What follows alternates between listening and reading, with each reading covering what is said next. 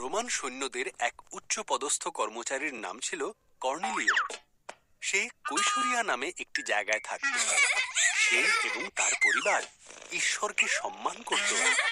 তারা ইহুদি ছিল না, অন্য জাতি ছিল।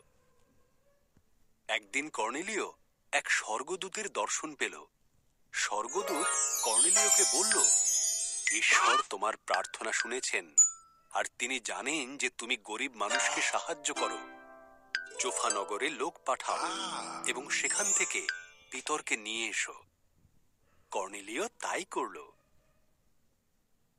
পরের দিন জোফা নগরে বাড়ির ছাদে বসে পিতর প্রার্থনা করছিলেন। তখন দর্শনে তিনি দেখলেন একটি বড় চাদর স্বর্গ থেকে নেমে আসছে। সেটি পশু প্রাণীতে ভরা। একটি কণ্ঠস্বর বলে উঠল, পিতর, এদের হত্যা করো এবং খাও।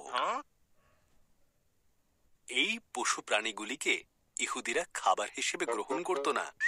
পিতর উত্তর দিলেন, আমি এদের খেতে পারবো না। সেই কণ্ঠস্বর বলে উঠল, আমি যদি এদের খাবার জন্য উপযুক্ত করে থাকি, তবে এরা যথার্থই খাবারের উপযুক্ত। সেই সময়ই কর্নেলিয়র দূতেরা জোফা নগরে এসে পৌঁছল। তাই পিতর ও আরো কয়েকজন তাদের সঙ্গে কৈশরিয়াতে এলেন। বন্ধু বান্ধব, পরিবার পরিজনে কর্নেলিয়র ঘর ভরে উঠল। প্রত্যেকেই পিতরের কথা শোনার জন্য উদগ্রীব হল।